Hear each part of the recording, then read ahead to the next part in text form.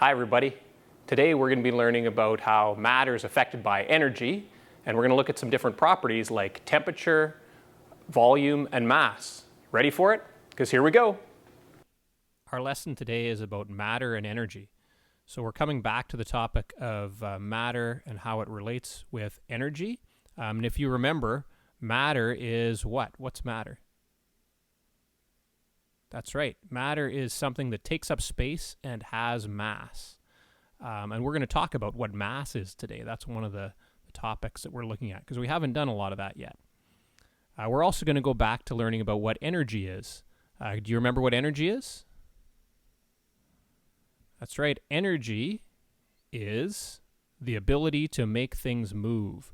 So energy can be added to matter or applied to matter, and it'll make different things happen. So that's what we're going to be focusing on in the next little while, is how energy can do things to affect matter. In order to do that, we need to know about a few terms in order to describe matter and talk about how matter can change when energy is added to that matter. So can you tell me a form of energy that you know of? That's right. There's things like electrical energy, light energy, things like that, chemical energy. But the one we're going to concentrate on to start with is probably the first one you might have thought of, and that is heat energy. So heat is a form of energy, and that's what we're going to concentrate on in the next few classes.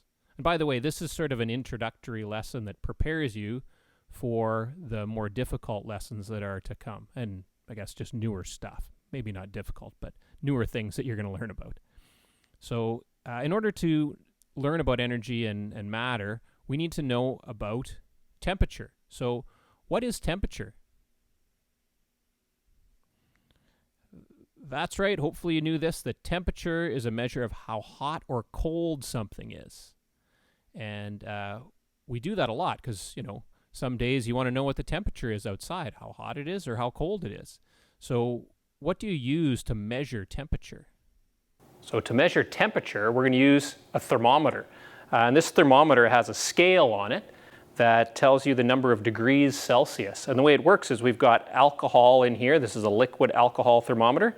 And the alcohol, when it heats up, it expands in volume and rises up the tube to tell you the higher temperature. So as it expands, it goes to a higher temperature. So what we're going to do is we're going to put it into some cold water. Right now it's reading, let's see here, 20 degrees Celsius. So we're going to put it in there and see what happens when we put it into the colder water. Let's see, is it going down? It is. It's gone down a bit. It's gone to 16 degrees Celsius. Okay, so it is going down. It's at 20 now, it's at 16. Now we're going to put it into the hot water and we'll see what happens. It's already at 20 degrees. It's going way up. Now it's at 25 and soon to be at 30. So it's rising up. So as you put it into the hot water, the volume of that liquid expands, gets larger, and the temperature rises. What units do we use to measure temperature? And that is, I'm sure you'd guessed that or knew that, it's degrees Celsius. And in the United States, they use degrees Fahrenheit. But what instrument do you use to measure temperature? Well, use a thermometer. The next question is, what is volume? Do you know what volume is? Yep, volume can be if you turn up the sound level on your TV or your phone or computer or something like that. That's a volume. But we're talking about a different type of volume. This is the volume of matter. So what's that type of volume? Hopefully you knew that, or you're going to learn that volume is the amount of space that something takes up. So if we look at something like a pop bottle or some chocolate bar that you might buy, well, they have a certain amount of volume. If you buy a pop bottle, well, it says how many volume units of soft drink or pop there are in that bottle. So do you know what units we use to measure volume? That's right, we use milliliters to measure volume, or liters if things are larger. And so they measure how much space that matter takes up. We'll look at how you can measure the volume of a liquid in a video now. We're looking at volume, and volume is the amount of space that something takes up. So we've got some water in this beaker, and it takes up a certain amount of space. And we're going to measure that by pouring this liquid water into this graduated cylinder. So to measure liquids, we're going to use things like graduated cylinders. So I'm going to pour this in here, and we're going to see how many milliliters of water we have in this graduated cylinder. So this water takes up, looks like to me, 210 grams, 210 milliliters of water. That's how much space it takes up. What is mass is our next topic. And this one's a little more complicated, I think, than temperature and volume. What is mass? Often we think about mass as being like the weight of something. And on Earth, that's kind of true, but mass is actually different than weight. And we'll see that mass is the amount of particles in a substance. And it's measured in a certain type of unit. Do you know what units we use to measure mass? We use the units of grams. Grams are what we measure mass in, or kilograms if it's something that's larger. Now, mass is kind of like this. It's like counting the number of particles that make up that substance. And we use that measurement grams, or that unit grams, to describe how many particles of matter there are in that substance. And we're going to watch a video to learn how to measure mass now. So in today's lesson, we're going to be learning about how to measure mass. And mass is the amount of particles in a substance. So we have an object here that's made out of a substance. It's a mug. It's made out of ceramic, and that's matter. So we're going to put this on here, and we're going to put all these masses to 0. And we'll set this on this balance. This is called a triple beam balance, and it's going to measure the mass of this mug. What is mass again? That's right, it's the amount of particles that are in the substance. And that's measured in units called grams.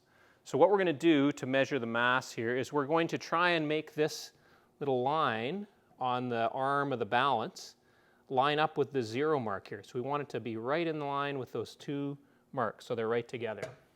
Now, in order to do that, we have to move these masses here. So there's a large one, a medium-sized, and a teeny tiny one. And we're going to move, well, which one do you think we're going to move first? That's right, we're going to move the largest one first. So we're going to keep going until the arrow clicks into place, right on the numbers. And we'll wait until it goes below the 0 mark. There it goes, it's below the 0 mark. Now we'll move it back 1. So far we're at 300 grams. Now next, we're going to move the medium-sized one, and we'll keep moving that one until we see it going below the 0 mark. Oh, there it goes. So we're going to move it back 1, 2, oh, maybe even a little bit more back. I thought it was at 60, but it's actually 50. And then we're going to move the smallest one, the teeny tiny one, which is right here, and we'll keep moving it until we see it just match up.